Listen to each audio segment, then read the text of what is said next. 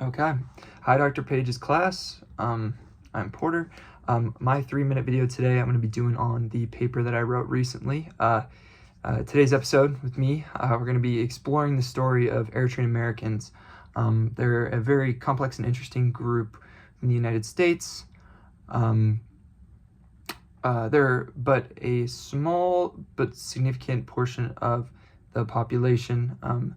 Their numbers estimate from around 25,000 since that was in 2011, but today in 2024, there's likely over 100,000 in the U.S. This discrepancy arises because before Eritrea's independence in 1993, Eritreans were often counted as Ethiopian nationals.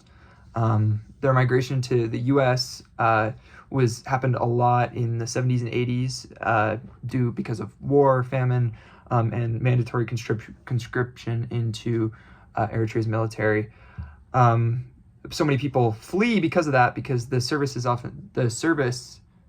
service for the Eritrean military is often described as harsh and exploitative.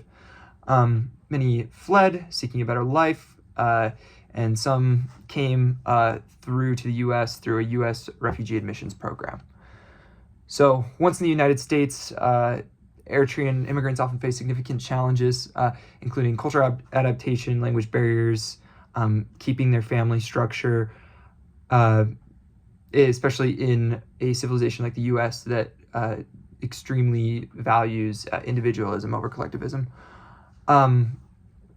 They settle in clusters, and these are primarily around Washington, D.C., Columbus, Ohio, and Atlanta, Georgia. They do like to live in communities with people they know from home, just other people of their ethnicity.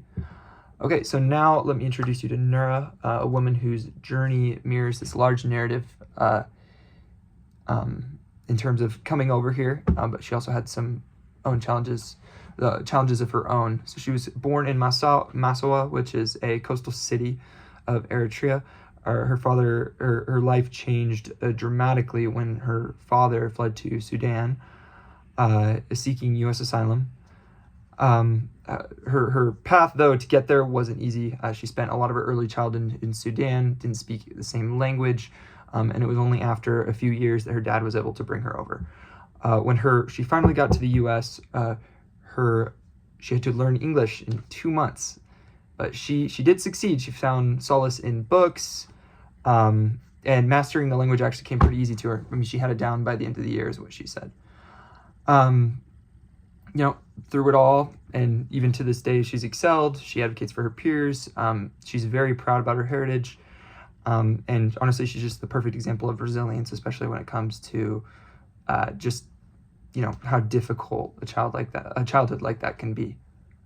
But yeah, that's all I have.